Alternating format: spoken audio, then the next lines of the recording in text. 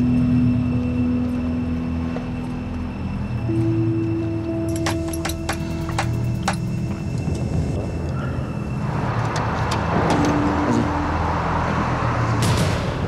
y a le petit qui vient de sortir et qui se dirige en direction de la véhicule. Rapidement, interpelle. Rapidement, interpelle. Reçu, on arrive.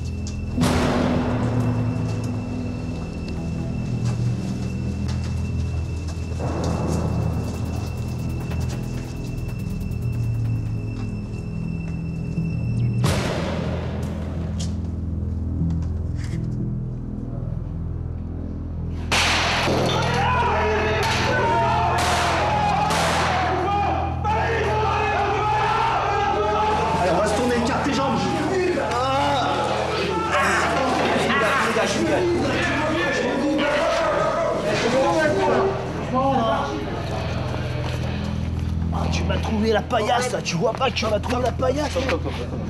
Pas d'exercice. Pas d'exercice. Stressant? Ouais, bien. C'est impressionnant.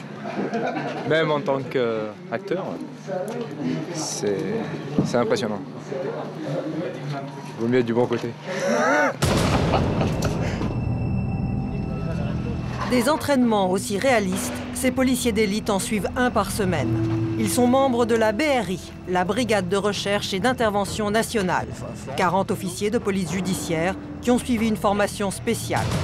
Leur principale mission, arrêter les membres du grand banditisme en flagrant délit. Ça l'a fait.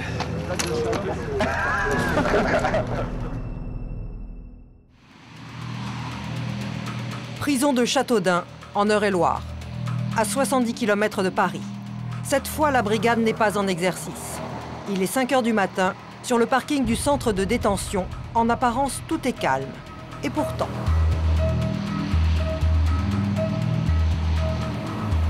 Dissimulé à l'intérieur de cette fourgonnette aux vitres sans teint, Clément, enquêteur à la BRI, ne quitte pas des yeux l'entrée de la prison. Il guette la sortie d'un homme qui intéresse particulièrement la brigade. C'est un détenu en fin de peine. Une fois par mois, il bénéficie de 5 jours de permission. D'après les renseignements de la police, l'homme pourrait profiter de cette sortie pour préparer un cambriolage.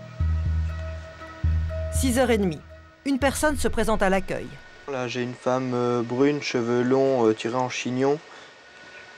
Cette jeune femme pourrait être la compagne du prisonnier. Je confirme, c'est bien la gonzesse. Elle est vêtue d'un pantalon noir, d'un t-shirt noir décolleté col en V et d'une veste en cuir marron avec de la moumoute autour. Elle a les cheveux longs et elle a une queue de cheval. Clément est en liaison radio avec ses collègues. 10 policiers postés aux alentours, à l'abri des regards. Ouais, tous à tous, sorti de l'objectif, sorti de l'objectif. Donc il est vêtu d'un blouson gris clair et d'un jean bleu. Cheveux courts comme sur la photo, un JP c'est pour toi. L'homme au bras de la jeune fille s'appelle Thierry V. Il a 38 ans et un casier judiciaire déjà bien rempli. Il a été condamné à plusieurs reprises pour braquage, séquestration et violence volontaire. Thierry V est parti à bord de la voiture de sa compagne. Il est aussitôt pris en chasse par les hommes de la BRI. C'est le début d'une longue filature. Les policiers ne doivent pas le perdre de vue. Ils veulent connaître ses moindres faits et gestes pendant sa permission. Je pense qu'il va faire un braquage. C'est sa spécialité. Et on sait pas où, on sait pas quand. Pour être sûr de ne rien rater, la brigade a sorti les grands moyens. En tout, 8 voitures banalisées, une moto et une fourgonnette se relaient pour suivre Thierry V à distance. Ouais, c'est bien pris pour la cuve. Pour info, moi je suis au PK 59. La voiture prend l'autoroute direction Paris. Le couple va peut-être rejoindre son domicile. Avec sa fourgonnette, Clément a du mal à suivre la filature. Mais arrivé au dernier péage avant Paris, le policier va avoir une surprise. Ah putain, il est juste là le mec. Cache la caméra, il est juste à notre gauche là. Merci. Ouais, à tous, j'ai le véhicule. Donc silence sur les angles, je passe à sa hauteur. La voiture bleue vient de passer le péage. Clément alerte son collègue en moto qui va prendre le relais de la filature. Le motard suit discrètement la voiture à bonne distance, dans la file voisine. L'arrivée sur Paris va compliquer le déroulement de la filature. L'autoroute est embouteillée, les policiers risquent de perdre le couple de vue. Le perdre, c'est rater toute information sur les activités de Thierry V pendant sa permission. Il y a la polo là qui déboîte, là, il est juste devant la polo. Là, il y a beaucoup de monde, donc on peut perdre l'objectif en confondant de voitures, Ouais, d'accord. en étant masqué par d'autres véhicules au moment de changement de direction. Quelques minutes plus tard, les craintes de Clément se confirment. Les policiers ont perdu la trace de la voiture bleue au moment où elle a quitté le périphérique. T'as quelque chose ou pas? Ah non, négatif, hein. Oh Fred, il est pas passé par là, hein. Moi j'y suis là. Clément et une autre équipe d'enquêteurs font demi-tour. Ils recherchent dans une autre direction, mais la voiture bleue a disparu. Eh ben, on a perdu l'objectif. Ouais, moi j'ai fait gauche. Une des voitures poursuit la recherche. Il y a rien. Je reviens sur mes pas dans le petit centre commercial là. Ouais, c'est pris, donc je me dirige vers le Dôme. Clément, lui, se rend au domicile de la compagne de Thierry V. Logiquement, le couple devrait s'y rendre dans la journée. Alors, ben on va... Alors là, par contre, on va être vraiment en milieu hostile. La compagne habite cette petite cité de la banlieue parisienne. Pas mal. T'en penses?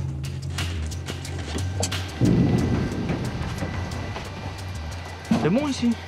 Clément a de la chance. À peine arrivé, il repère la voiture bleue du couple, garée sur le parking. Arrivée d'une Clio en principe sur le parking de la cité. Je confirme. Clément n'a plus qu'à attendre que Thierry V ressorte.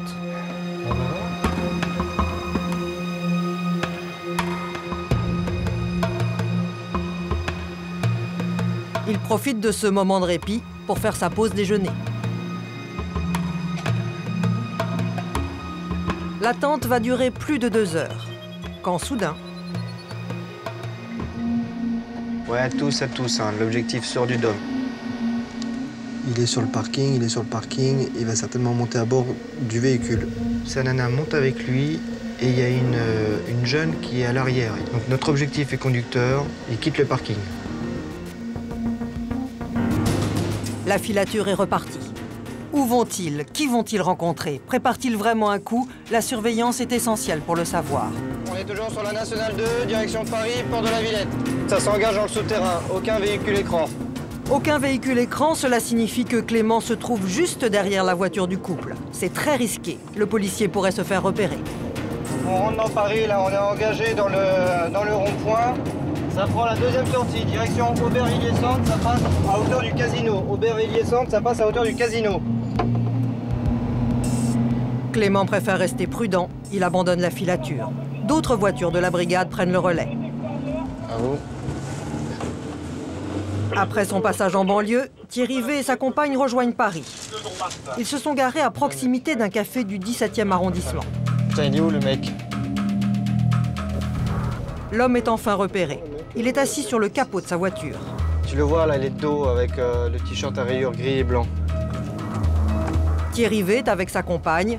Un autre homme les rejoint, peut-être un complice. Il y a contact Si, c'est avec bon. un troisième bus d'un certain âge, 60-65 ans. Le contact, un peu plus rouge est monté aussi à l'arrière.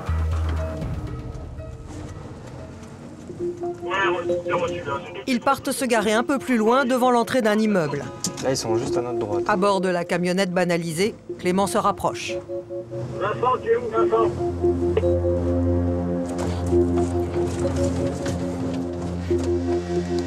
Ouais, donc de la cuve, hein. Arrivée des 3 individus à hauteur du véhicule, hein. Apparemment, le groupe est allé à la rencontre d'un 4e homme. Donc on a une rousse, cheveux longs, blouson. On a notre objectif, on a le pull rouge. On a un autre XH avec une veste grise. Thierry monte en tant que conducteur. Le pull rouge s'en va, le pull rouge s'en va. Le pull rouge s'en va seul. L'ensemble des autres individus sont dans le véhicule. La Clio fait marche arrière, elle fait marche arrière. Elle s'engage dans la contre-allée. Qui sont ces hommes? Quel rapport ont-ils avec Thierry V? Ces rendez-vous rapides au coin d'une rue aiguisent les soupçons des policiers. Mais ce jour-là, Thierry V va rentrer tranquillement au domicile de sa compagne, en banlieue parisienne. La voiture ressort, droite en direction de la D27, Aubervilliers Centre. Nanterre, le lendemain soir, dans les bureaux de la direction centrale de la police judiciaire. Manu, t'as fait des recherches? Le dossier, c'est moi qui l'ai. Voilà.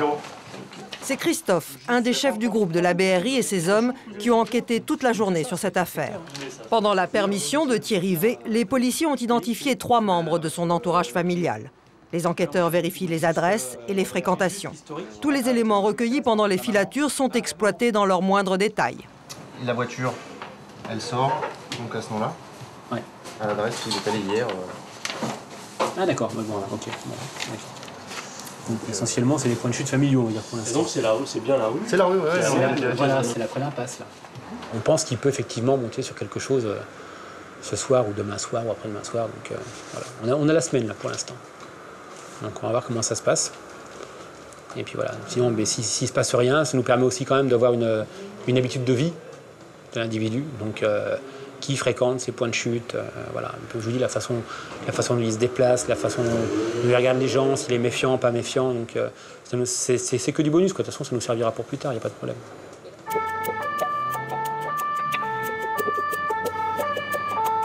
Depuis maintenant 48 heures, toute la brigade est mobilisée sur cette affaire.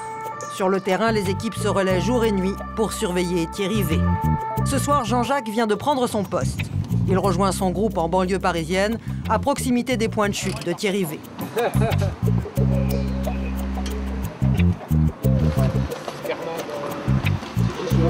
Mais depuis quelques heures, les policiers ont perdu sa trace. Pour le retrouver, les hommes de la BRI vont surveiller toutes les adresses où l'homme a déjà été aperçu.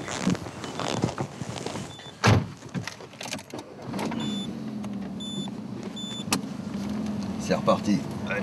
Engagez-vous, qui disait. Vous verrez du pays. Ça fait longtemps que t'es dans la police? 22 ans. 22 ans. 22 ans. Et motivé comme au premier jour. En fait, t'as la passion. Bah, si tu l'as pas, la passion, tu fais pas ce métier. Jean-Jacques se met en place.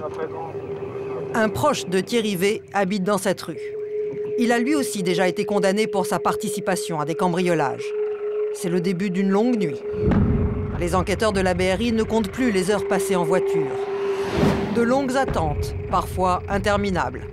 On s'emmerde royalement par moment. Hein. Mais ça fait partie du boulot. Là, pour 30 secondes d'adrénaline, quand tu vas faire le serrage, t'as des heures et des heures d'attente et d'investigation quelconque. Ça, c'est sûr. Jean-Jacques s'imprègne à nouveau du dossier en cours. C'est le même, le cheval? Ouais, c'est lui. Je lui laisse sa copine. Hein. Putain, non, elle est pas belle. Hein. De la famille Adams aussi. Minuit 27. Après 4 heures de planque, les choses bougent enfin. Thierry V vient d'être repéré avec 4 hommes. 2 équipes d'enquêteurs prennent la direction du périphérique. Rien ne sert de rester à planquer devant le domicile du proche. Il faut aller renforcer les équipes qui ont localisé Thierry V. Pour Jean-Jacques, pas une seconde à perdre.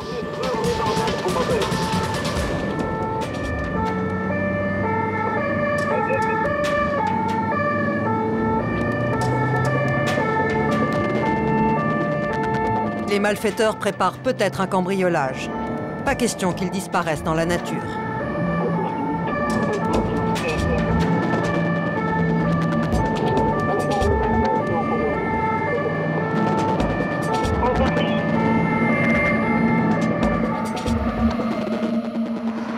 La filature conduit les policiers à Boulogne-Billancourt, en banlieue parisienne.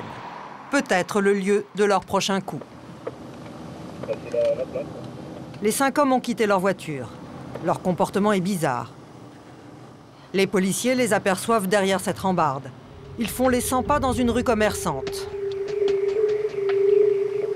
Ils ont planté les 2 bagnoles en stationnement là, sur l'avenue. Ouais, Manu, là, je viens de le mettre en place. Ouais. Et ils s'intéressent à une porte cochère d'entrée d'immeuble qui donnerait sur l'arrière d'une boutique. La boutique qui semble les intéresser est cette bijouterie. Le manège des 5 hommes autour du commerce va durer plusieurs heures, de longues heures, pendant lesquelles ils paraissent repérer les lieux et observer les mouvements du voisinage. Il tape, on merde. Mais ils ne feront rien d'autre ce soir. À 4 heures du matin, les 5 hommes remontent dans leur voiture et rentrent chez eux. De leur côté, Jean-Jacques et les hommes de la brigade de recherche et d'intervention n'ont plus de doute sur les intentions de l'équipe. À mon avis, ils ont fait une reconnaissance. Ils ont été voir comment ça se positionnait et tout. Ça va taper demain. Il ne reste que 2 jours de permission à Thierry V avant de retourner en prison. Le lendemain soir, dans les locaux de la direction centrale de la PJ, à Nanterre. Il est 19 h. Comme souvent avant une mission, le dîner sur le pouce se passe au bureau. Pizza pour les uns, sandwich ou kebab pour les autres.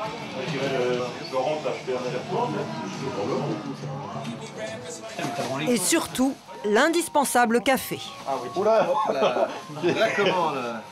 Car la nuit risque d'être longue, très longue. Si tout se passe comme prévu, c'est ce soir que Thierry V et ses comparses devraient s'attaquer à la bijouterie. Toi et Titi, vous répartissez chacun d'un côté. Christophe, le chef de groupe, donne ses dernières instructions. L'heure du départ approche, la tension monte.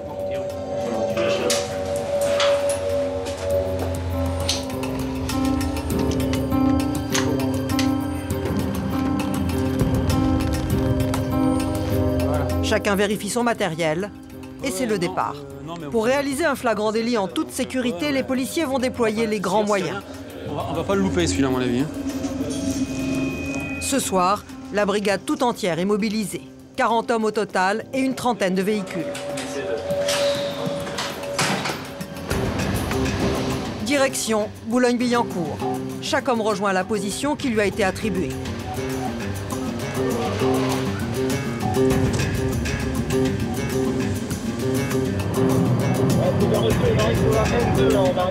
Pour certains enquêteurs de la brigade, comme Christophe, c'est la 2e nuit blanche consécutive depuis le début de l'affaire. Pas trop fatigué? Si. Mais bon. Il y a peu de chance, ça sera la dernière de la semaine. Mais ce soir, il semble manquer de chance. Qu'est-ce que c'est que ça?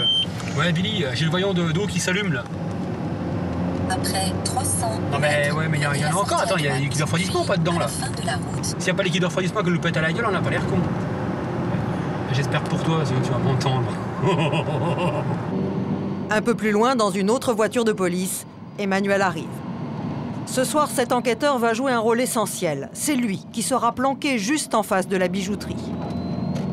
Avant de prendre place, Emmanuel effectue un dernier repérage. Ouais, c'est bien pris, toi.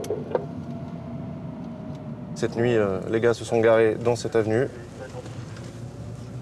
Et donc les 2 commerces qu'ils ont repérés sont tout de suite à notre droite. Voilà, on voit donc la bijouterie. Et juste après, donc, une parfumerie. Juste à côté de la bijouterie, il y a une parfumerie. Les policiers pensent que les cambrioleurs pourraient aussi s'attaquer à ce commerce, car les parfums de luxe se revendent très bien au marché noir. Et dans ce genre d'opération, est-ce que les propriétaires des magasins respectifs sont au courant ou pas de ce qui se passe? Non, en fait, on n'avise pas parce qu'effectivement, pour l'instant, on n'a aucune certitude.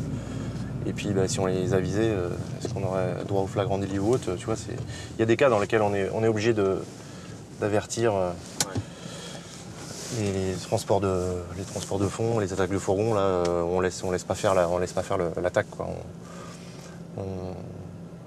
Soit on déroute le fourgon, on prévient les sociétés ou autres parce qu'il y a beaucoup trop de risques. Bon là, ça reste un cambriolage simple. Si on a le butin immédiatement, puisque le flagrant délit, on va les prendre la main dans le sac, il y aura peu de préjudice, mis à part les fractions des lieux. Bon, ça sera pris en charge par les assurances et surtout, on va mettre hors d'état de nuire une équipe quand même de casseurs a priori assez chevronnés, quoi. Et l'équipe, c'est des gens que vous connaissez bien? Alors l'équipe, il y en a 2-3 oui, qui ont un joli palmarès dans ceux qu'on a pu identifier, puisqu'on en a quand même formellement identifié cette nuit 3 sur les 5. Les 2 autres, ça reste encore à confirmer, mais déjà les 3 effectivement sont des gens qui sont déjà tous connus pour ce genre de choses, hein, des spécialistes du vol effraction. Oui, c'est une très belle équipe. Hein. Il est 22 h. Autour de la bijouterie, le quadrillage est militaire. Une voiture de police est positionnée dans chaque rue. Quelle que soit la route qu'ils empruntent, les malfaiteurs seront cernés. Mais l'endroit stratégique du dispositif des policiers, c'est ici, juste en face de la bijouterie, dans ce fast-food. Pour être aux premières loges ce soir, les policiers ont réquisitionné le dernier étage. Elle est située là, pile en face, hein, donc voilà, le comptoir de il râpe. Et juste à gauche, le magasin La Refesse, la parfumerie. On les a vus repérer hier soir. Ils ont tenté d'accéder par le numéro 5 de l'avenue Jean Serre. Et on pense que c'est par là, donc ils vont tenter de pénétrer soit dans la bijouterie, soit dans la parfumerie, on ne sait pas trop encore. Voilà, donc maintenant il n'y a plus qu'à attendre, il est minuit 2.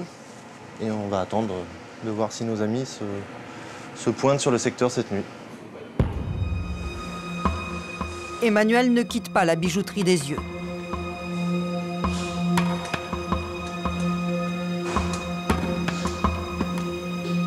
Jean-Pierre, son collègue, a une vue imprenable sur les allées et venues de la rue.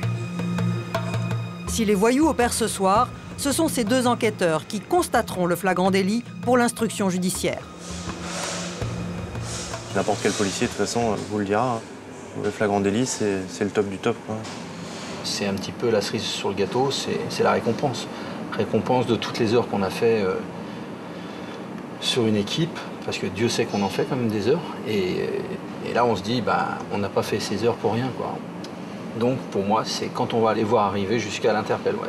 Pour moi, c'est ça. Enfin, si je suis venu à la BRI, c'était pour vivre des moments comme ça. Ouais. Il est 1h moins le quart.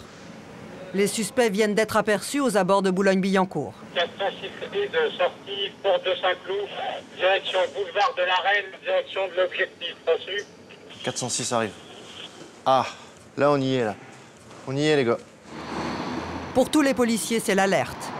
Une deuxième voiture des malfaiteurs, repérée la veille, fait également route vers Boulogne. Et 23, arrivée de l'Astra Bridge, porte de Saint-Cloud. Porte de Saint-Cloud. 2 véhicules arrivent, apparemment 3 individus dans l'Astra et 2 dans la 406. L'Astra vient d'enquiller Victor Hugo en direction Marcel Samba. Quelle est l'Astra, non? Passage de l'Astra, rue Jean Jaurès, devant l'objectif supposé. Hein. L'Astra est garée et les 3 individus marchent à pied autour de l'objectif vers l'objectif. Alors actuellement les 3 mains dans les poches. Le premier pantalon, survêtement bleu, tennis blanche, au bleu genre l'OM. Le deuxième jean, veste kawaii sombre, couleur noire. Et le troisième jean avec blouson gris. Ça avance tranquille, ça mate un petit peu de tous les côtés, mais c'est tranquille. Aucun sac, rien dans les mains. Celui du milieu, gaillardos, hein. T'as vu? Moi, c'est la première fois que je le vois. Hein. Hop, ça a regardé. Ouais, au dispo de donc ça vient de dépasser le centre d'invitation. Les 3 ont maté à l'intérieur du centre d'invitation. Et ça continue toujours, même vitesse. Et ça va arriver au niveau de la place Marcel Samba. C'est bon parce que t'as vu comment ça mate. Ah ouais. Ça mate, ça mate. Un quart d'heure plus tard, les hommes reviennent. Cette fois, ils ne sont plus que 2. Ah, c'est bon, on les prend en charge, visuel sur eux, ça remonte, c'est à 50 mètres de l'entrée supposée de l'objectif. Hein. Ça regarde là-haut, attention. Faites gaffe, hein, ça regarde. Hein. On fasse gaffe à nos ombres, hein. Faut pas bouger. Il monte la porte, un truc. Ouais. Et ça s'arrête au niveau des cabines téléphoniques. Hein. Ouais. Les 2 individus sont à l'arrêt, là, à l'arrêt. Ça mate l'alarme du magasin. Donc là, c'est tourné face à la boutique et ça regarde l'alarme. Le plus gaillard traverse et il passe de l'autre côté du trottoir. Attention. Alors là, on n'a plus qu'en visuel un seul individu. Attention. Ça y est, il y en a un qui rentre dedans, celui qui a la veste bleu marine. Apparemment, l'homme est entré sans composer le code. Les malfaiteurs ont peut-être saboté la porte lors de leur repérage.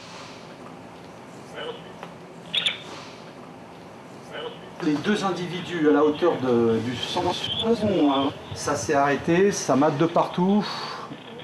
Hop, un deuxième individu plus le troisième, ils sont rentrés, donc 3 individus.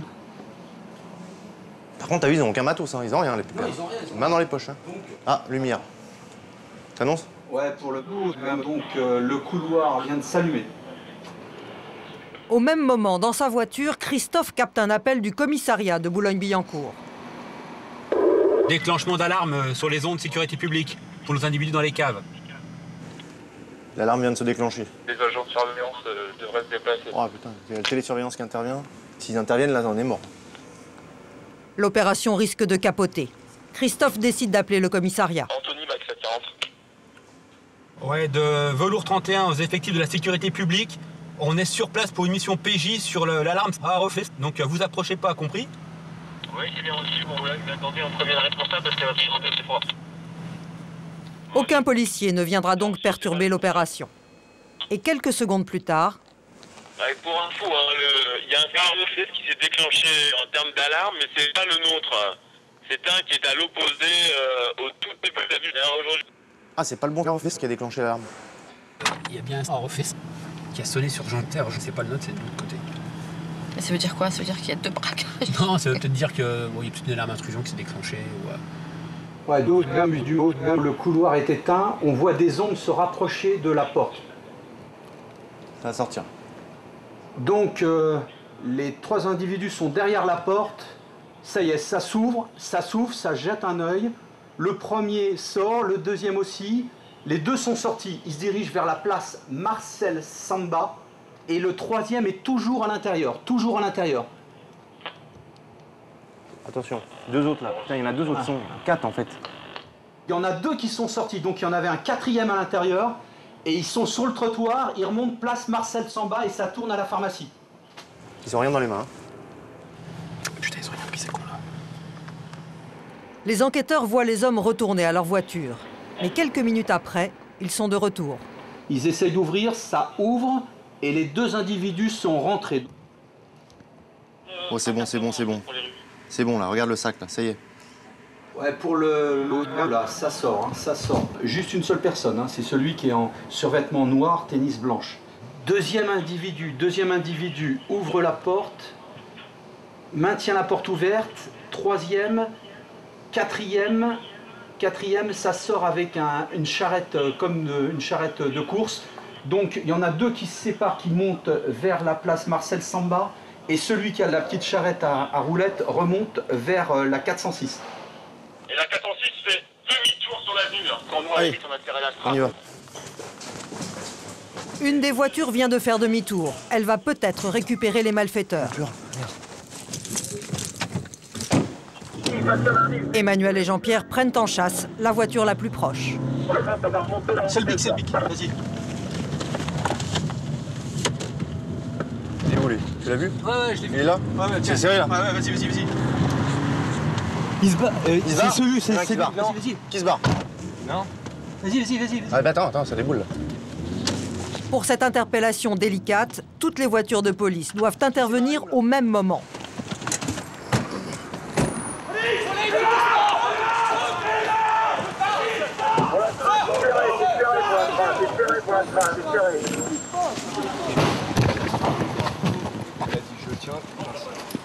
Après on va palper. Il est tout seul dans la caisse, il n'y a personne. Tu bouges pas. Oui, tu bouges pas.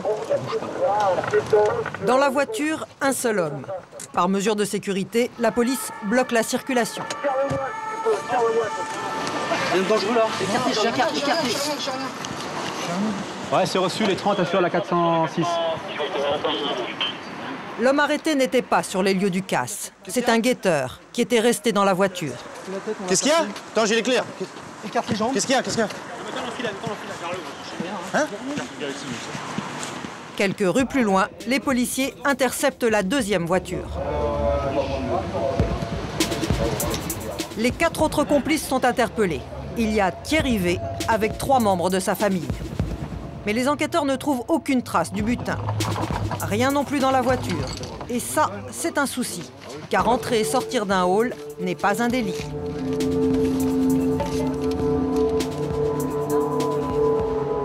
Pourtant, dans le hall où se trouvaient les malfaiteurs, les policiers vont faire une étrange découverte. Sous la cage d'escalier, un trou a été creusé. Il permet d'accéder directement à la bijouterie. Et ce trou n'existait pas lors de la vérification des policiers dans l'après-midi. T'as du matos dans la 406 ou pas? Ouais, on vérifie, on vérifie. Dans le coffre, ok, d'accord. Dans le coffre de la première voiture, les policiers vont trouver un indice capital. Dissimulé dans ce chariot, un vérin hydraulique. C'est un V1, hein, c'est ça? Ouais. Ouais, V1 de 36. Cet outil sophistiqué permet justement de faire des trous sans faire de bruit. Pourquoi les casseurs sont-ils partis sans aucun bijou? Pour les policiers, une seule explication, c'est sans doute à cause d'un boîtier électronique qu'ils ont trouvé en perçant leur trou. Les voleurs ont pensé qu'il s'agissait d'une alarme sophistiquée.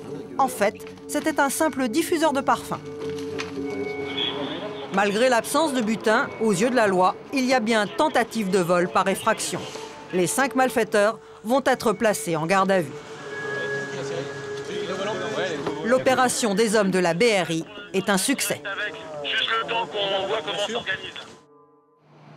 5 h du matin, dans les bureaux de la direction centrale de l'APJ. Mets-toi pas loin de la bijouterie, c'est ça?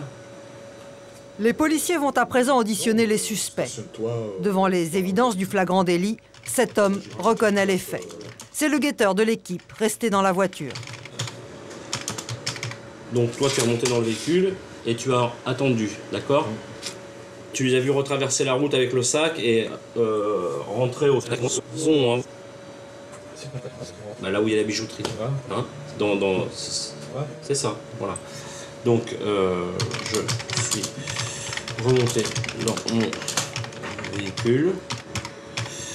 Décalé. Okay.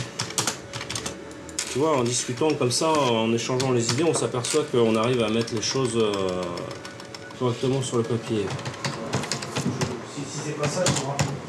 Dans le bureau voisin, Thierry V, le détenu en permission que les policiers suivaient depuis 2 jours, est beaucoup moins coopératif. Il nie toute participation à la tentative de vol. Bon, est-ce que t'as quelque chose à me dire pour revenir sur tes déclarations que tu fais depuis le départ? Non. Non, je vous dis que c'est pas moi, c'est tout. Moi, je fais des bons joueurs, madame. J'aurais fait quelque chose, je l'aurais dit. Donc en fait, c'est tes copains, c'est des menteurs. Je sais rien. Écoute, il y a un trou béant dans le hall d'entrée, là où t'as été aux toilettes tout à l'heure, et tu me dis que t'es pas au courant. L'homme a même une excuse particulière pour expliquer sa présence dans le hall. Il est entré pour satisfaire un besoin naturel. Qu'est-ce que tu faisais alors depuis le début de la semaine, depuis le début de ta permission? Je me promène, je prends l'air. Donc tu prends l'air à 2 h du matin, dans le hall d'entrée à côté d'une bijouterie. Non, j'ai envie de chier, je vais te chier dans le hall. Magnifique. Et donc t'avais pas vu qu'il y avait une bijouterie à côté comme par hasard? Non. D'accord. Donc c'est la dernière fois que je te prends en audition, tu chiques tout, tu chiques, ça te regarde, y a pas de souci. Demain t'es déféré. Dans un autre bureau, un proche de Thierry V adopte lui aussi la même version. Tu m'as dit, on est juste allé dans les halls pour faire caca. J'ai fait mes besoins aussi, comme mon frère, mais j'ai fait sur un morceau de papier et je l'ai mis ensuite à la poubelle. Mention spéciale. On est seulement rentré dans le hall où on a fait caca, mon frère et moi. C'est ça? Après ce hall, on est remonté en voiture et on est reparti. C'est là qu'on a été arrêté. Ok, je descends. Tu calmes les 900. Ouais.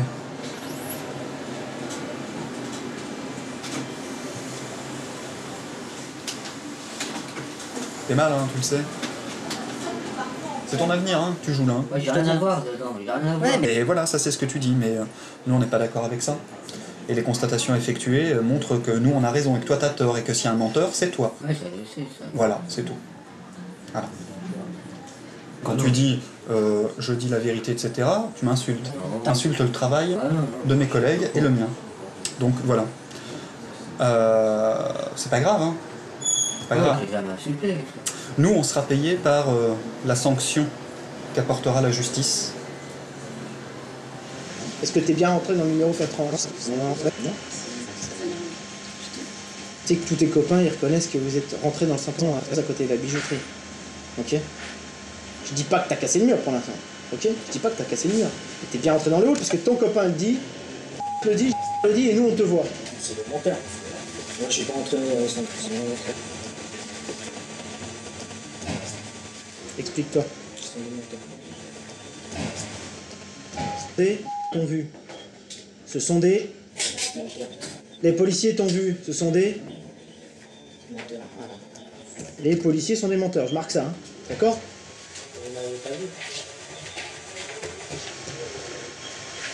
Faut quand même que tu te rendes compte que tu racontes n'importe quoi. T'es bien rentré dans ce hall. On est d'accord? Je t'ai vu faire. On vous a vu faire. On est 40. Alors, me la joue pas, moi. Tu t'es fait niquer, Soit tu me dis j'ai rien à dire et on stoppe là, soit tu me dis j'ai quelque chose à dire. Mais j'en ai marre, et on tourne en rond. Alors, non, mais j'ai rien fait dedans, rien. Qu'est-ce que les autres ont fait? Pourquoi ils étaient là? Donc hier, t'es rentré au centre pour voir comment c'était. Tu voulais acheter un appartement? Cette nuit, t'es rentré au 500, c'est ce que t'allais foutre là-dedans. Hier soir, en partant, le patron de la bijouterie, il a fermé sa boutique. Ce matin, quand il va l'ouvrir, il y a un trou dans le mur. Hier soir, on vous a surveillé. On a surveillé l'adresse. Les seuls qui sont rentrés au adresse juste à côté et qui ont accès à ce putain de mur, c'est vous. Toute la nuit. Sortir, rentrer, sortir, rentrer. Mais vous n'avez pas poussé le mur pour qu'il tombe. C'est pas vous. Il y a 40 flics qui ont vu rentrer 5 connards dans 2 bagnoles, mais c'est pas vous. Allô? T'endors pas? Qu'est-ce que t'as été foutre là-bas? Je fais rien, moi, j'ai rien fait. Qu'est-ce que les autres ont été foutre là-bas? Je sais pas. Pourquoi as-tu été là-bas? Je ne sais pas ce qui s'est passé là-bas. J'y suis rentré, mais je n'ai pas vu ce qui se passait. Je marque ça.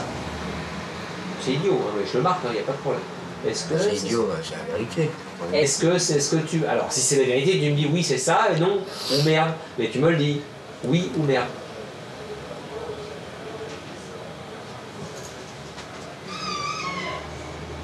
Bon. Hop, viens là. Donc, Chéri, qui sur interpellation successive nous déclare. Question, vous me soutenez? Vous pouvez dire doucement, s'il vous plaît. Avez-vous quelque chose à ajouter à vos déclarations? Non, je n'ai rien à dire. Lecture faite par nous-mêmes le 13 octobre 2006 à 15h. Tout au long de leur garde à vue, les suspects refuseront d'avouer. Thierry V se permet même quelques petites provocations. Comme vous dites, on est dans le hall, pourquoi vous n'avez pas interpellé tout de suite? Parce que jusqu'à la dernière nouvelle, c'est pas interdit de rentrer dans un hall. C'est ce qu'on y fait, qui peut être illégal. Bah, fallait vous interpeller dedans, comme vous dites. Ça va. Ah, tu vas pas nous apprendre notre boulot. Alors, regarde, le boulot, si tu vas mal fait, tu vas voir où tu vas atterrir. Je m'en fous, moi. Je suis habitué. Je suis moins content. Enfin, pour info, si nous on fait mal notre boulot, en tout cas, moi je sais que ça nous viendrait pas l'idée de monter au braco avec nos voitures. Ça, en tout cas, je sais très je bien. trouve ça pas très fin. T'as pourtant pour un mec qui a de la boutique comme toi. J'aurais communiqué tout, je l'aurais dit, hein, c'est tout. Ouais, bah c'est sûr. Oui, t'inquiète. Ça vous énerve quand les gens nient comme ça Nier l'évidence alors qu'on était derrière eux, qu'on sait pertinemment ce qu'ils ont fait, qu'on les a. Je veux dire, ça fait une semaine qu'on les suit. Oui, ça nous énerve. Mais c'est des gens qui sont pas intéressants. Parce que les grandes pointures, arrivent à un moment où ils se seraient allongés. Là, ils valent rien. C'est ce que va lui dire son avocat, je pense. Hein. Ils vont avoir le même discours que nous. Hein. C'est mieux quelqu'un qui reconnaît sa faute et qui montre des signes de repentir que quelqu'un qui se borne à nier l'évidence, puisque là, les choses sont évidentes. Qui nient complètement. Bon, c'est leur stratégie. Je sais pas s'ils sont équipés pour pouvoir avoir une autre stratégie. Bon, ça mène nulle part. C'est ridicule. Je pense qu'il espère toujours que du fait qu'on les ait pas eus avec avec un résultat derrière, vous n'avez pas de produit, ils pensent qu'ils espèrent toujours pouvoir s'en sortir comme ça, mais comme les autres s'allongent, ça sert à rien. Ah, merci. Hop. Ça sera intégré dans ta fouille. Thierry V, détenu en permission, multirécidiviste, était en fin de peine. Il risque de voir sa détention prolongée pour plusieurs années. Les prisonniers vont être transférés au tribunal de Nanterre. Devant le juge, Thierry V et ses comparses reconnaîtront finalement la tentative de cambriolage. Ils sont en prison. Leur procès devrait avoir lieu dans 8 mois.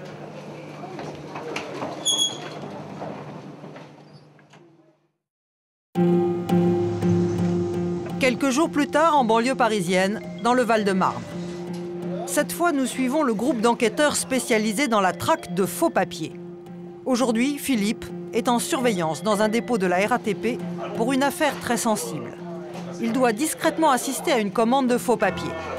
Ce matin, un intermédiaire qui revend des papiers dans le milieu du banditisme doit venir voir un homme expert en faux documents.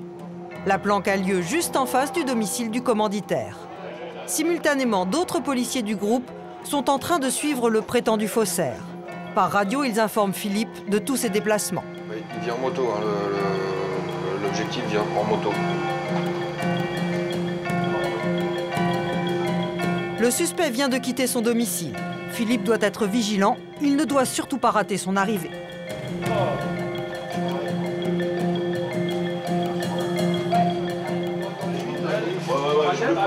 Ouais, reçu. Donc là, on a l'objectif qui arrive. Il est en pédestre. Il a posé sa moto un petit peu plus loin. Le suspect est un informaticien d'une 50aine d'années. Sans emploi, il a déjà été condamné pour escroquerie, faux et usage de faux.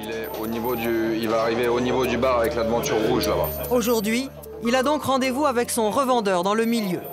C'est l'homme en noir, ici à droite. Cet intermédiaire n'a pas le même profil que l'informaticien. Ancien détenu, fiché au grand banditisme, l'homme a été incarcéré pour tentative d'homicide et vol à main armée. Ce n'est pas la première fois que les policiers observent des contacts entre les deux hommes. Mais le rendez-vous d'aujourd'hui est très important.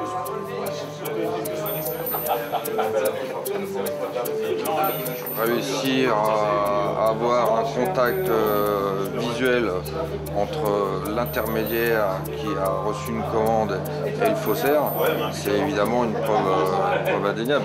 Et ensuite, on va essayer d'assurer le retour, c'est-à-dire la remise de la pièce d'identité contrefaite à l'intermédiaire. Donc pour nous, effectivement, c'est important. Ouais, c'est reçu, on a vu le contact hein, et le fait qu'il rentre à l'intérieur, mais on ne sait pas où ils sont positionnés. Si toutefois tu as un visuel, putain ça ressort déjà, attends, il est avec le gamin. L'intermédiaire est accompagné de son fils. Le rendez-vous des deux hommes se termine. Philippe n'a pas pu voir leur conversation, mais il n'a aucun doute. L'intermédiaire est venu passer sa commande. D'ici 2 jours, le suspect devrait lui livrer des pièces d'identité contrefaites.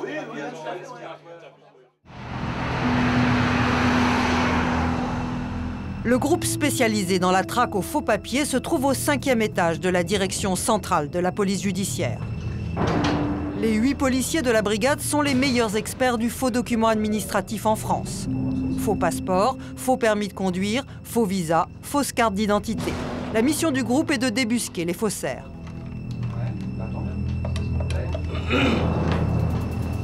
Pierre est le chef de ce groupe. Il connaît le milieu des faux papiers depuis 20 ans. Il y a quelques mois, 2 membres du grand banditisme, évadés de prison, ont été arrêtés en possession de cartes d'identité. Fausses, mais d'une qualité jamais vue à ce jour. Et d'après les policiers, le faussaire hors pair qui a fabriqué ces cartes serait l'homme qu'ils suivent.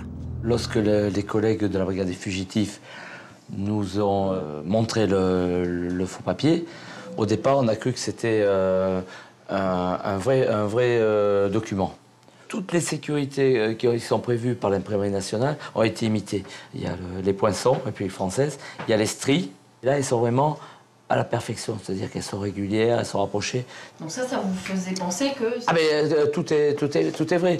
Il y a donc Tu prends la sécurité UV, donc regarde, lorsque tu prends une fausse pièce d'identité, elle est fluorée, c'est-à-dire que tu la passes à l'ultraviolet, elle est comme la chemise dans les boîtes de nuit. Oui. C'est fluorescent, ça plaît aux jeunes filles, mais ça ne plaît pas aux gens de la police de l'air et des frontières.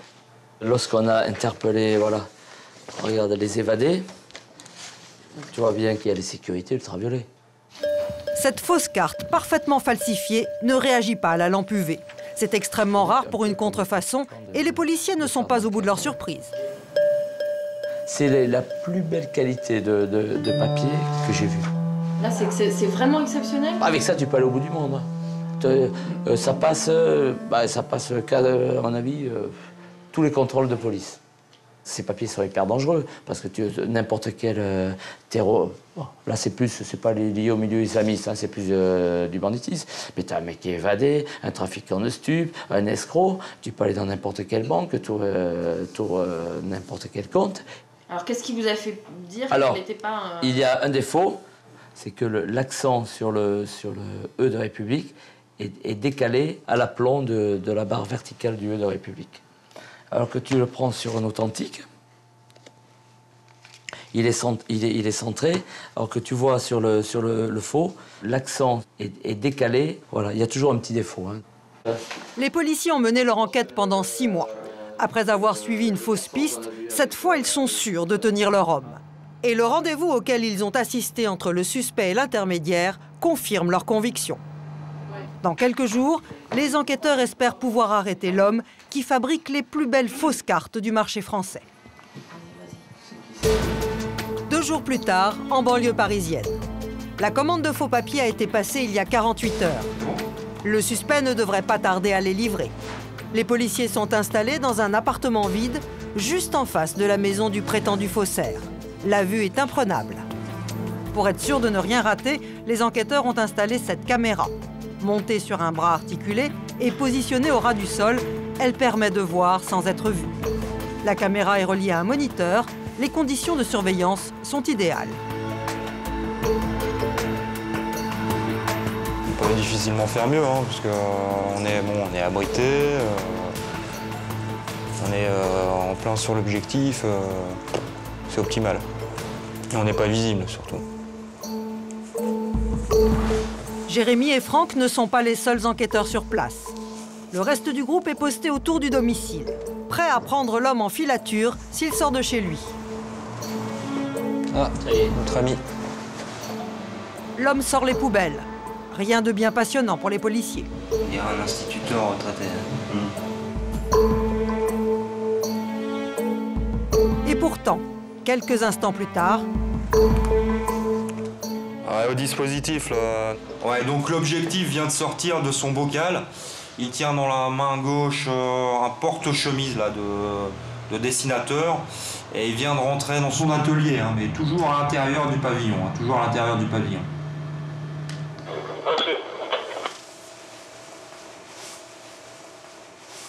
C'est dans cet atelier situé au fond de la cour que l'homme posséderait sa fabrique de faux documents, ce que les policiers appellent une officine. C'est peut-être là que l'intermédiaire viendra récupérer sa commande. Si l'intermédiaire arrive, on va laisser rencontrer l'objectif.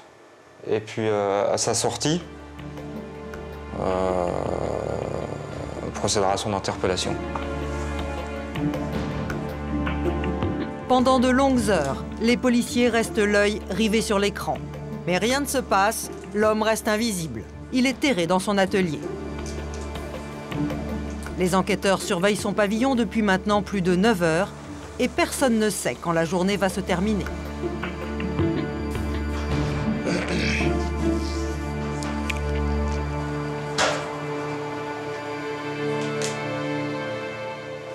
T'avais pas une PS2 ?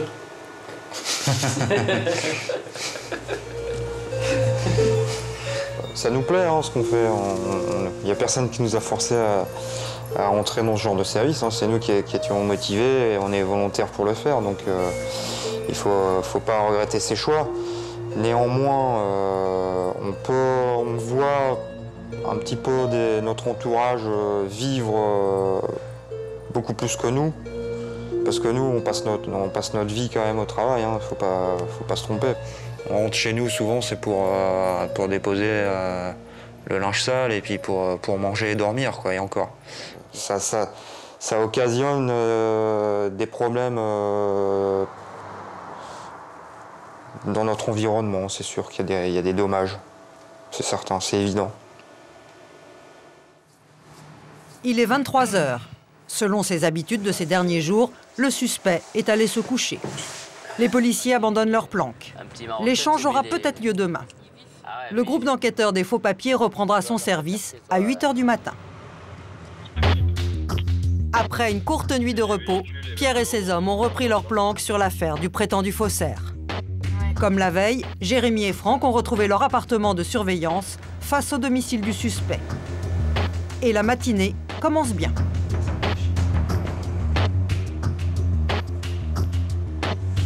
Posté dans un département voisin, un policier vient d'annoncer que l'intermédiaire venait de partir de chez lui. L'échange aura peut-être lieu aujourd'hui.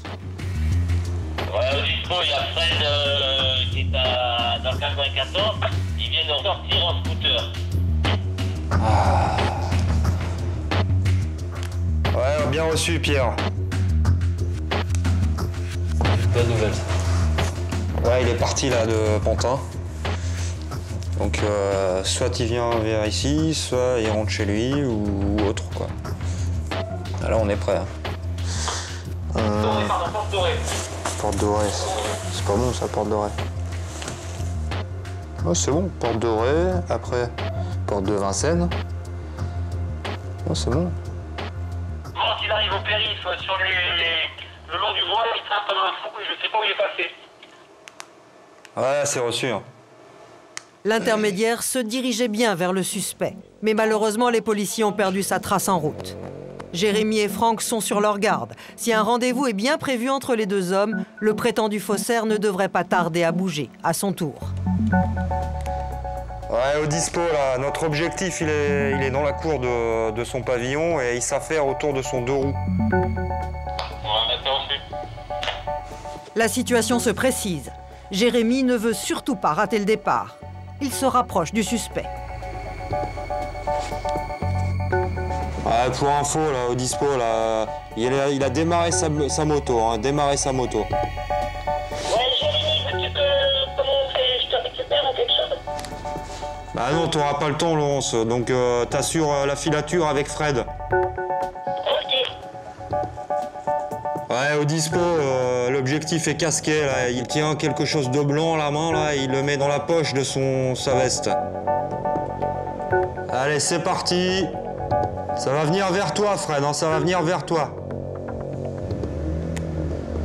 Allez, confirmé, Fred, ça vient vers toi, ça vient vers toi. C'est à l'intersection, maintenant. Fais gaffe, il est là. Mais à l'intersection, la voiture de Frédéric est bloquée à un feu.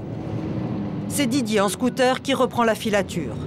Le suspect est juste à côté de lui, à l'arrêt sur sa moto.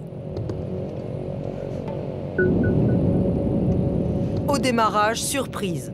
L'homme retourne brusquement vers son pavillon.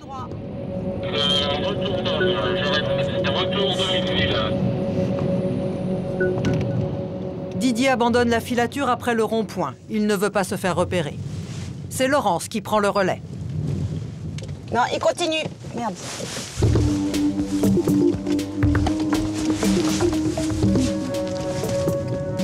Il continue tout droit, il continue tout droit. En fait, l'homme n'est pas rentré chez lui. S'il est revenu sur ses pas, c'est peut-être pour vérifier qu'il n'était pas suivi.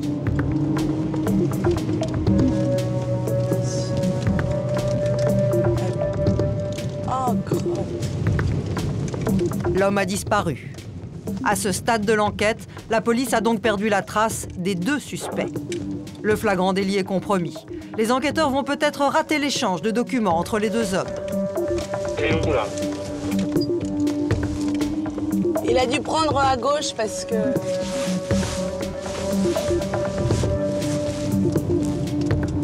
Pourquoi à gauche? C'est là où il vient. Bah ouais, mais je l'ai vu continuer tout droit et... Moi, je l'ai vu à peu près jusque-là. Et après, le temps qu'on arrive, nous, on l'a plus. Mais les policiers ont un plan de secours. Ils savent que les deux hommes se retrouvent souvent dans une brasserie aux portes de Paris. C'est la dernière possibilité de les retrouver. Didier et Pierre sont déjà sur place, mais aucune trace des suspects. Pierre rejoint Laurence dans sa voiture. Laurence est la dernière à avoir vu l'objectif. C'est elle qui va prendre pour le reste du groupe. Il y a des jours, il faut suivre les gens. Pierre. Et ça raccroche. Non, mais moi, écoute. Il me dit ça rentre trop d'hommes. Il s'en va. Et puis tout de suite, j'ai pensé que c'est peut-être pas sûr. Voilà. Et Laurence, ça nous est déjà avance. Voilà. Et donc pourquoi est-ce que je m'arrête et que je regarde? Parce que je me dis. Après, il était où? Alors après, tu passes les vitesses. Et ben j'ai passé les vitesses. Tu sais que c'est pour toi, voilà. Bah ouais, après j'ai passé les vitesses et voilà. Passé les vitesses, on l'a plus vu. Bah Tant oui. que la moto raccroche. Mais ça, c'est pas que ta faute à toi. Voilà, mais il n'y a que moi qui me fait courir. Ouais, mais t'es la première, Laurence. Non, je suis la deuxième, Pierre. Ouais, non, il a fait une erreur d'appréciation. Par prudence, je suis montée. Ouais, c'est pas de la prudence, c'est de l'accélération qu'il fallait. Didier, va voir là devant, il y a, vers la camion poubelle, il y en avait un qui ressemblait.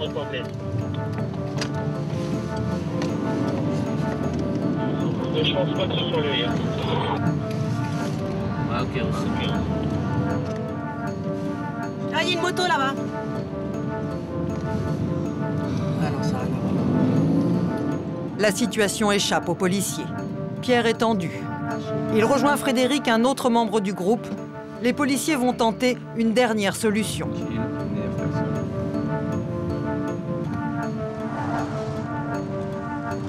Putain, mais je suis cerné par les cons. Non, t'énerve pas, ça sert à rien.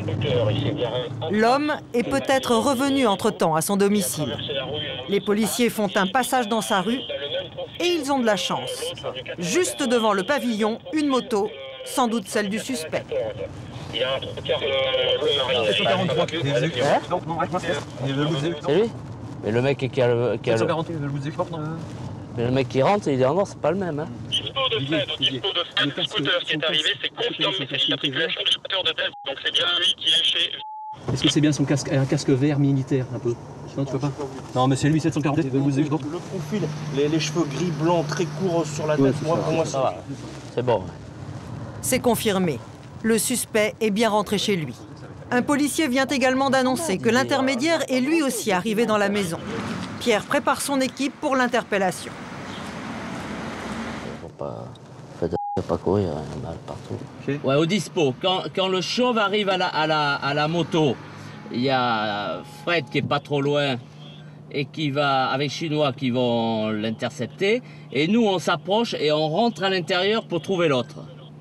Toi, Laurence, tu viens avec nous dans la maison. Tu te gardes devant en double fil et tu rentres derrière nous parce que c'est grand. Ouais, de Fred au dispo, nos deux acolytes qui sont sortis du dôme et sont rentrés à l'atelier. Ah ouais. Donc stand-by, ils viennent de rentrer dans l'atelier. C'est reçu? Ouais, reçu. Et là, vous avez fini par les raccrocher, hein? Ben, ça y est, là le rendez-vous qu'on attendait, il a lieu. Hein, donc, si c'est pas positif, c'est qu'on a vraiment mal réfléchi. Hein, mais tous les éléments qu'on pressentait, bon, ça doit être bon. Mais Pierre propose un autre plan. Pour éviter que les deux hommes détruisent des preuves, il préfère les interpeller dès leur sortie de la maison. Deux enquêteurs se positionnent à proximité de la grille. Deux autres sont dans le hall de l'immeuble, juste en face.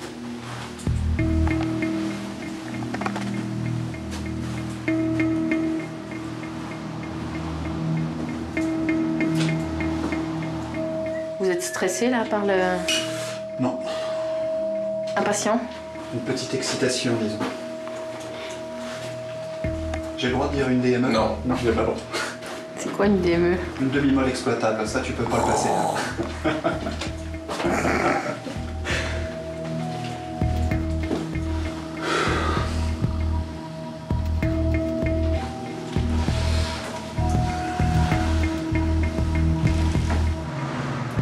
Au dispositif de Fred de traverser la cour seul en direction de l'atelier.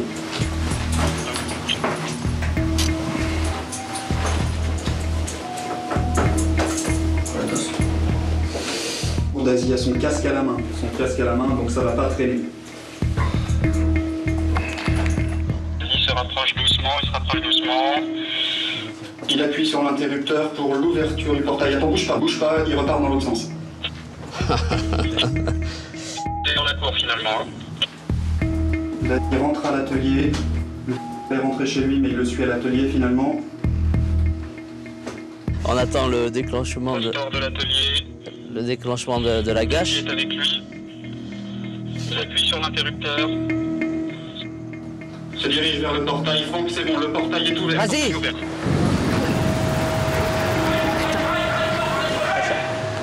Allez, attention.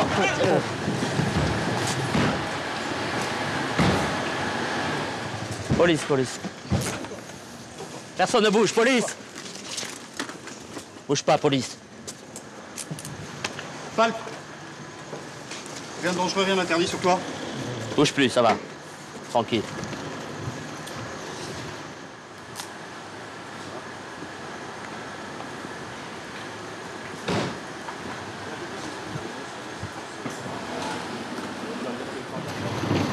Allez. Les policiers séparent les deux hommes pour éviter qu'ils communiquent entre eux.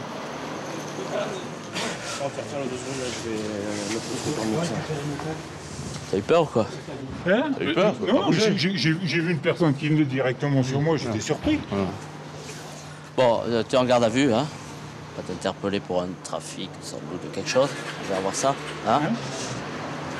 Tu habites où? Alors, quels sont? Qu'est-ce qui est à toi, pas à toi? Est-ce que tu vis tout seul? Qu'est-ce qu'il y a là-dedans? Oui. Là, ça, c'est le Actuellement, t'es tout seul? Oui, je suis tout seul, avec mon gamin. Il est là? Oui. Je vais pas te foutre le bordel dans ta maison, je vais fouiller quand même un petit peu, mais voilà, moi, désigne-moi le matériel où Voilà, tu travailles là, t'as tout là? Tout mon matériel est là. Ton bureau est là? Voilà, c'est ça. Mais derrière, tu vas là, tu tournes derrière. Souvent, qu'est-ce que tu as derrière? Mais quand je vais derrière, je vais voir les gens qui sont là-bas. Mais là, tu es allé 2 fois avec lui, là, tout à l'heure. Vous avez fait des allers-retours. On joue au foot avec le gamin, là, vous n'avez pas vu? Bah derrière, là, dans... Bah oui, dans le hall. Qu'est-ce que tu occupes, toi, exactement? Ça, c'est ton domicile. Voilà, ça, c'est ton matériel. C'est là que tu fais que tu travailles. Voilà, c'est là que tu bricoles. C'est là que je bricole, voilà, c'est ça. Ouais. Mais cet ordinateur ne ressemble en rien à un ordinateur de prétendus faussaires. Alors, tu joues jusqu'au bout, mais je ne ferai pas de cadeau, hein, ça, c'est normal. Regarde, chacun fait son métier. Moi, je vais le trouver. Il manque, il n'y a pas de plastifieuse. On est des professionnels quand même. Je sais ce qui manque, je sais ce que tu as ici. Donc tu peux me faire le truc et je vais tout dépouiller, je vais te le trouver. Alors, mais regarde, t'as des gosses, machin tout, t'as vu, je suis gentil, je suis correct.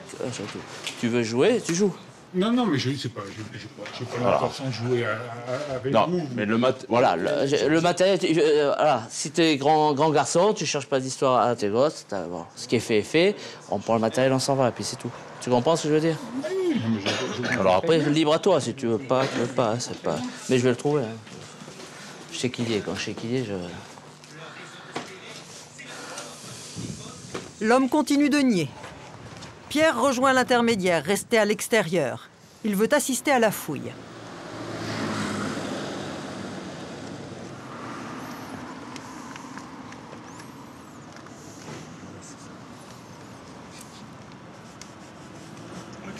C'est à toi, ça, hein?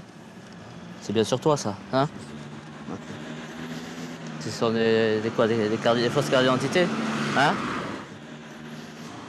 Ouais? T'en as combien sur toi? L'homme a déjà été condamné plusieurs fois. Il est membre du grand banditisme. Il ne dira pas un mot. Pierre retourne chez le suspect. Il y a du nouveau. L'autre jour, le boiteux, c'était la pire. Ouais. Enfin, bon, c'est une officine de base. Un policier a fait une découverte. Des liasses de billets sont étalées sur le bureau. Elles proviendraient de comptes bancaires différents, probablement ouverts avec des fausses cartes d'identité et de fausses fiches de paye. Ça avait des comptes différents, tout ça? L'homme a ainsi obtenu des crédits qu'il ne remboursera jamais, puisque le bénéficiaire du compte n'existe pas. Malgré cette découverte, l'homme ne comprend pas ce que la police lui reproche. Les policiers décident d'emmener le suspect dans ce qu'ils pensent être son atelier. Ou alors on peut travailler.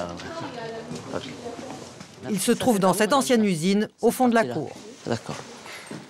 Le problème, c'est que l'endroit abrite plusieurs locaux qui appartiennent à différentes associations. Mais une des entrées attire l'œil d'un policier. Tu vas voir ça, je m'en souviendrai. Et là...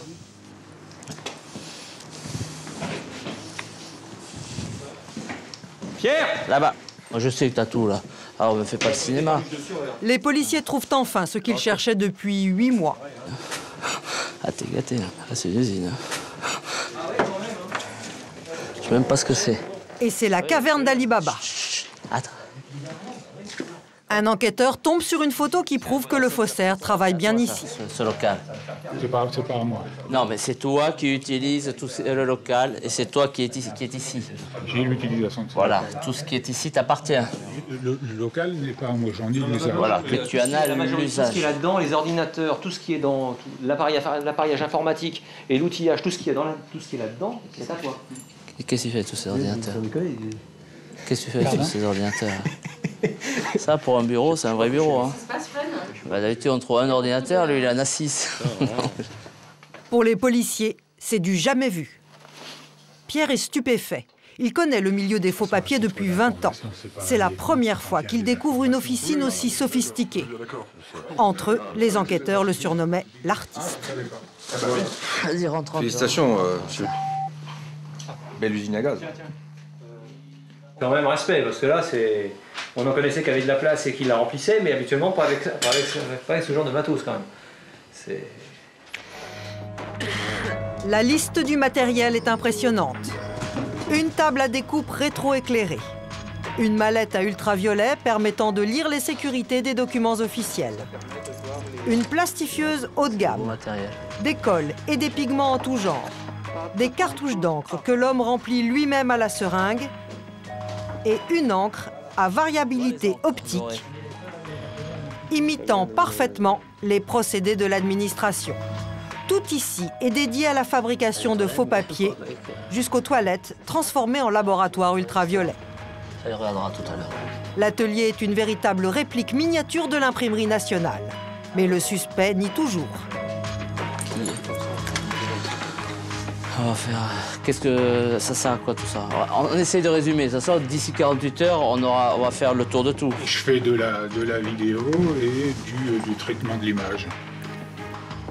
Donc, essentiellement, voilà, je suis un peu ce qu'on appelle un fou de l'informatique et... du graphisme. Et je fais beaucoup de photos numériques et voilà, c'est un plaisir. Voilà. De toute façon, il suffit que vous regardiez les disques durs et vous verrez. Hein, tout ce qui a été fait. Tu connais le système, hein, de toute façon. Pardon? De quoi? Papier. J'ai fait de la photo. Du papier. Un peu de papier. Ça, de toute façon, on va trouver. Il y a un dossier, je sais que t'en fais. Il y a déjà des papiers saisis, il y a tout. Déjà, regarde, lui, il sort, il y en a deux. Il y en a 2 sur lui, qui sont d'excellente qualité d'ailleurs. Qu'est-ce qu'il a sur lui? 2 cartes d'identité. À son nom? À son nom. Fais le malin. C'est pas grave. Non. On a le temps.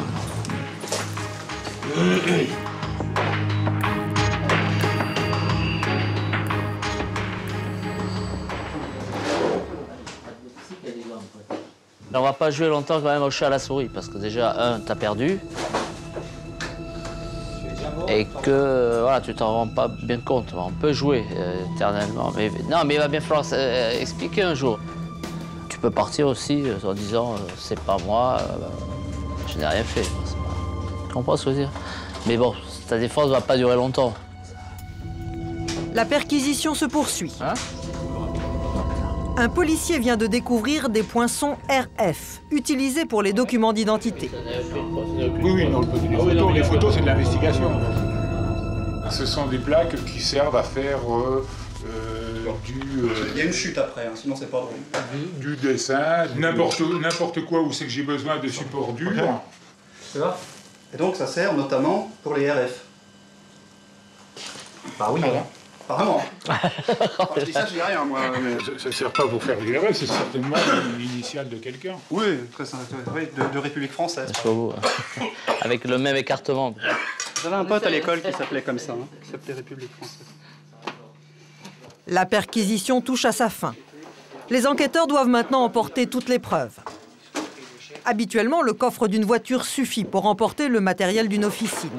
Mais aujourd'hui, pour le transport de cet atelier unique dans les annales de la police, il a fallu réquisitionner une camionnette. Pendant ce temps, Pierre appelle son supérieur. Ouais, bon, c'est bon. Hein. Ouais, et bah, une usine. Hein. Oh putain, je sais pas comment m'en sortir. Une putain d'usine. J'ai jamais vu ça. Il y a 6 ordinateurs en réseau, je sais pas quoi il a. Et puis c'est un vrai pro quoi. Voilà monsieur. Après 8 mois d'enquête et de surveillance, l'opération est terminée. Mais la journée n'est pas finie. Les enquêteurs doivent boucler leur procédure.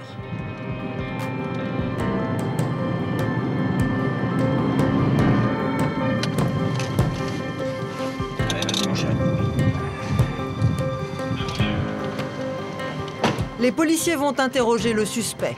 Ils aimeraient obtenir ses aveux. Bon, s'il est où je peux aller dans mon bureau, par là? Mais toute la nuit, l'homme continuera à nier. Il n'est pas ce prétendu faussaire génial qui alimente le grand banditisme en faux papier.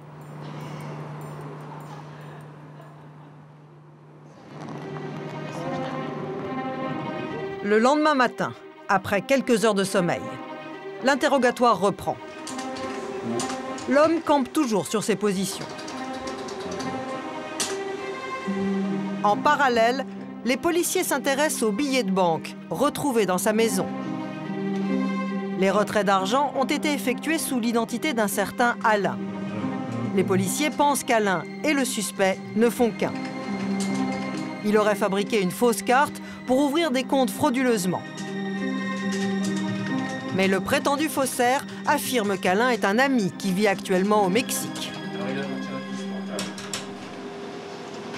Je pense que c'est un Alain.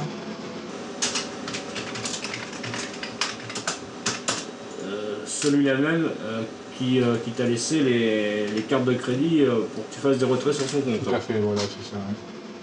Hein. Dans la salle voisine, les policiers poursuivent leurs recherches sur ce fameux Alain dans les papiers retrouvés chez le suspect.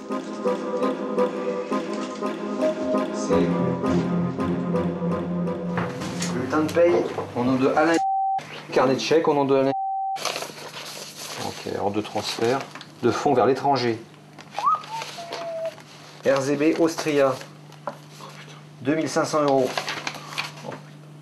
Oh lolo. Autriche, Luxembourg, Lituanie.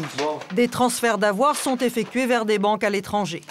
Les enquêteurs pensent que le suspect a certainement profité de ces comptes pour cacher l'argent de crédit obtenu de manière frauduleuse grâce à la fausse identité. Dans cette enveloppe saisie chez le prétendu faussaire, Frédéric fait une découverte qui va changer le cours de l'audition. Alain avec sa gueule. 3 cartes avec la photo du suspect. 3 fausses identités qui lui ont permis d'ouvrir des comptes bancaires. Alain. Monsieur fait des faux comptes. Monsieur est un escroc. Il est carbonisé. Les enquêteurs décident aussitôt de confronter le suspect.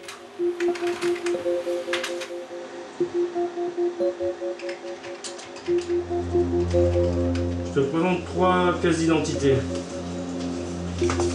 Qu'est-ce que tu as à me dire là-dessus?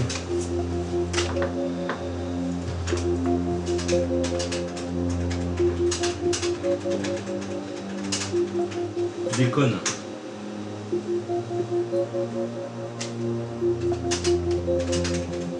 Alors maintenant, tu vas jouer carte sur table quand même ou pas?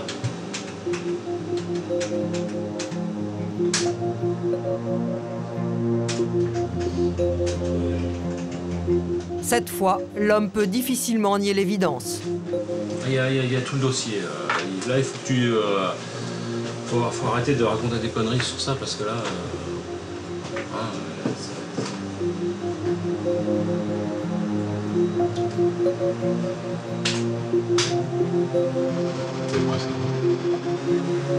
Et là? C'était une connaissance. Donc, tu as ouvert des comptes au nom de Alain, c'est ça?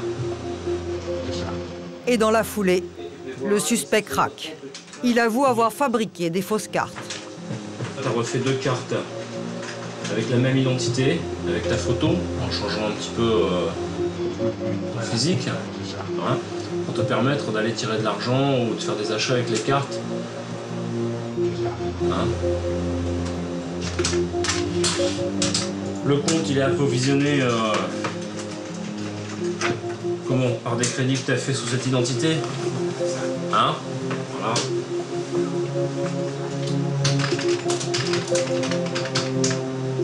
Combien de crédits? 2.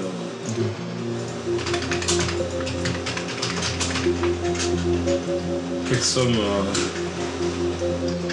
Le montant des 2 prêts? 16 000. 2 fois 16 000. Non, 16 000. 8 plus 1.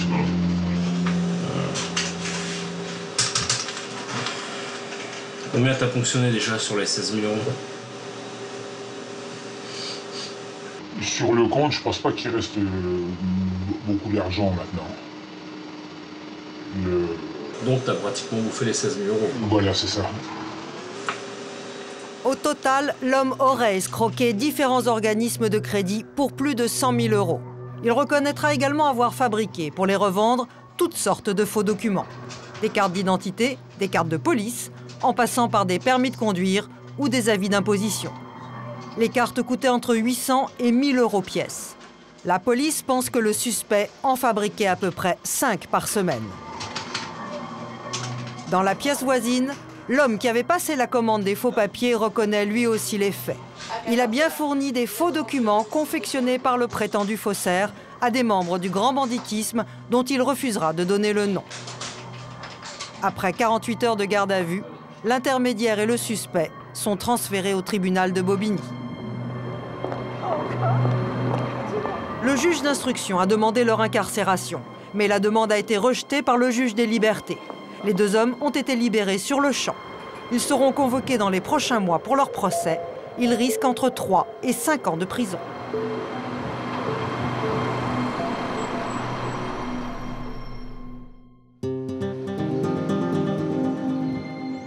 Nouvelle opération très délicate pour les policiers de la brigade de recherche et d'intervention. Il est 5 h du matin sur un parking en banlieue parisienne. La brigade doit tenter une dangereuse opération en flagrant délit. Depuis une semaine, les policiers surveillent 2 malfaiteurs suspectés de préparer un braquage de banque. Les enquêteurs connaissent les 2 hommes, le plus jeune pour des affaires de grand banditisme. Le deuxième est ce que les policiers appellent un beau voyou. Il a été arrêté à plusieurs reprises. C'est un spécialiste du braquage. Il est jugé violent et dangereux. Les malfaiteurs vont, semble-t-il, attaquer la banque ce matin en séquestrant les employés. Ils sont armés. Aussi, les policiers vont prendre toutes leurs précautions.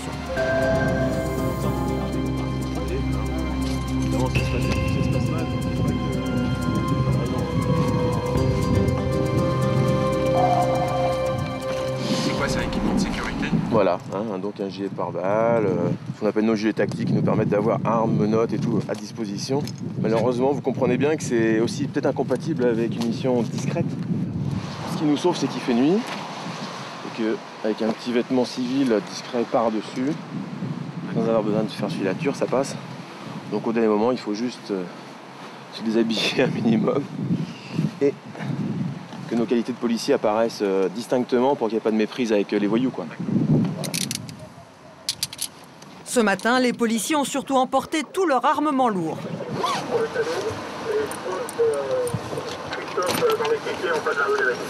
C'est un HK MP5. C'est surtout pratique parce que c'est monté avec une lampe. Une lampe qui permet d'éclairer la scène. C'est assez appréciable par ce temps-là. Et l'individu, quand il a ça devant lui, ça le calme? Bah, on espère que ça le calme. Pas toujours le cas, mais... Les enquêteurs attendent à présent l'arrivée des braqueurs. Certains en profitent pour se reposer et se concentrer.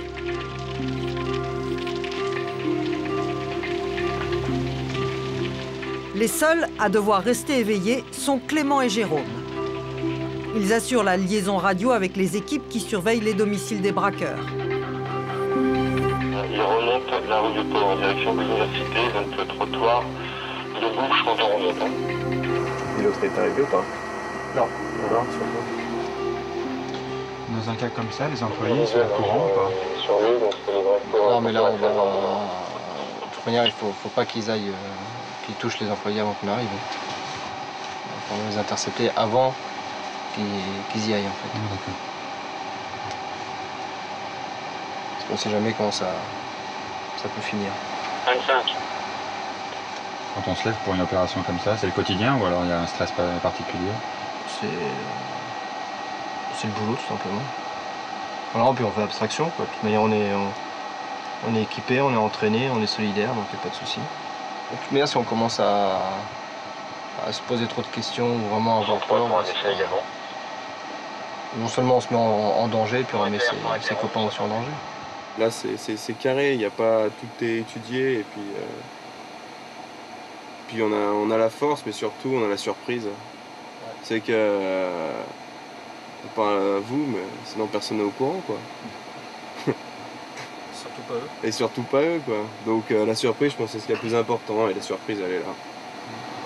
Et vos proches, qu'est-ce qu'ils en pensent? Enfin, vous avez des familles, vous êtes mariés?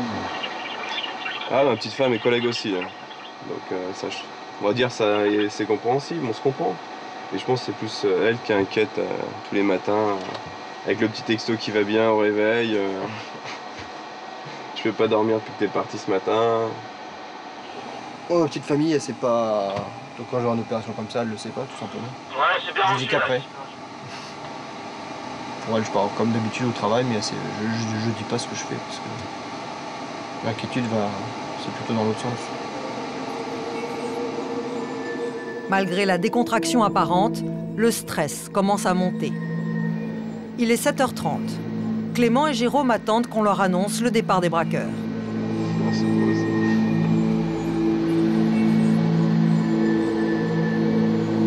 Ah, départ du camion. Départ du camion. Direction rue nationale. Oh, c'est bon. Ouais. En attendant que les braqueurs approchent de la banque, les policiers font une dernière répétition. Voilà, donc nous c'est là, le camion est là. Tu sors sur la gauche pour être protégé. Là c'est le camion. Tac, captar des voyous. Ouais. On va arriver comme ça. Le deuxième zoom là, il va arriver par là. L'avant du deuxième zoom, ça c'est les avants, ok. Mais il est pas bloqué? Ah si, il est bloqué là. Ah, il va être bloqué, je vais te dire, il va être bloqué là, il va être bloqué là. Donc toi tu sors ici, tu rejoins Florent, vous êtes en protection là. Vous braquez. Nous à ce moment-là on sort, et ils nous verront pas de façon sortir, puisque vous les braquez. On sort par là, on fait le tour du camion, d'accord? Ah, vous passez par derrière, vous, d'accord? On passe par derrière, Ah, exactement. pas. Ah bah ouais, attends. D'accord, ok, ça roule. Il y a 20 policiers mobilisés, répartis dans 2 camions. Ils connaissent le mode opératoire des 2 malfaiteurs. Cachés dans une camionnette, ils ont prévu d'attaquer la banque par la porte de derrière. Dès leur arrivée, les policiers iront bloquer cette camionnette pour les arrêter.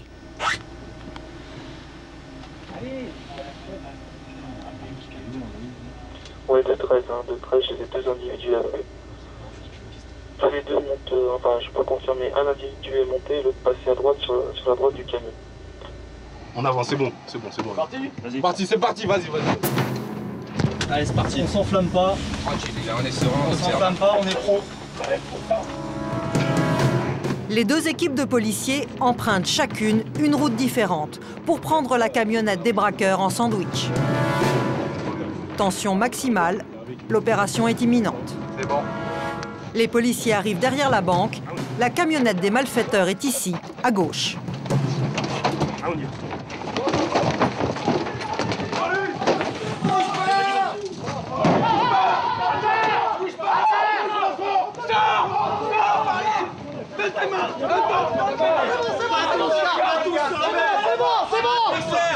C'est bon, on se calme. C'est clair. C'est bon. Combien? 2.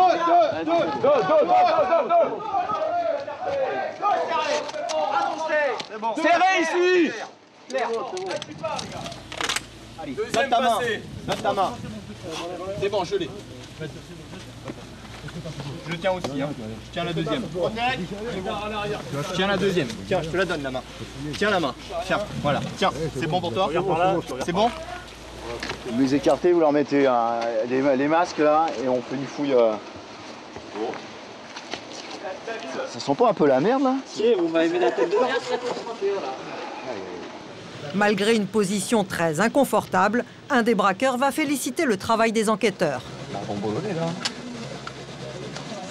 Les policiers ont cagoulé les deux hommes pour éviter d'être reconnus. Les deux braqueurs sont séparés, ils ne doivent pas communiquer entre eux.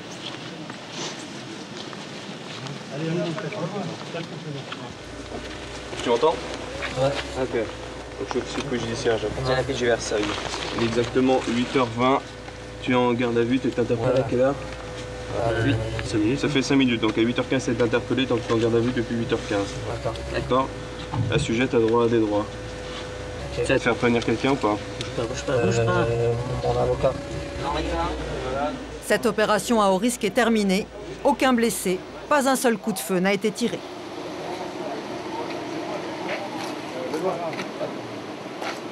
Allô. Félicitations. Ah, c'est bien, c'est bien. C'est top. Un avocat. Pardon? C'est bien, vous avez même aussi. Là, c'est le soulagement. Vous êtes qu'est-ce qu'on sent dans ces cas-là? Oh, c'est sûr que là, le sentiment d'avoir bien travaillé, tous ensemble. Le lourd dispositif policier était bien justifié. Dans la camionnette, les enquêteurs retrouvent des armes. Juste avant d'être arrêtés, les deux malfaiteurs se sont débarrassés d'un 357 Magnum et d'un calibre 38. Un peu plus loin, les enquêteurs découvrent également les munitions. On a manifestement empêché un vol à main armée de se commettre, donc c'est une réussite, ouais, pour les gens qui allaient subir ça, oui. Parce que manifestement, et indubitablement, ils étaient dans leur camion, et c'était pour commettre une agression par rapport aux employés qui allaient rentrer à l'arrière, là. D'accord. Ils étaient prépositionnés exactement comme des policiers cachés. Il n'y avait plus qu'à sortir pour agresser les gens à l'entrée derrière. La petite agence bancaire se trouve sur la place d'un village du Val d'Oise. Il est 8 h, le premier employé arrive. Loin d'imaginer ce qui se tramait ce matin. Il y a eu une tentative de braquage en fait. Où ça? Bah, ici. Dans le bureau là? Ouais. Dans le bureau,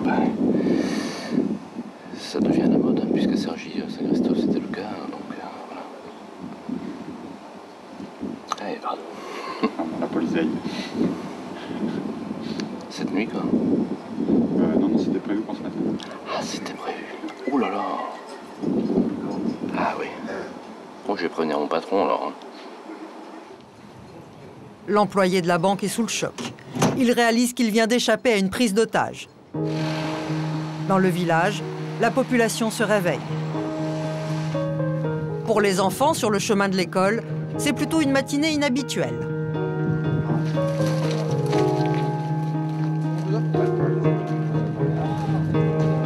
La police a établi un périmètre de sécurité. Des enquêteurs poursuivent leur relevé.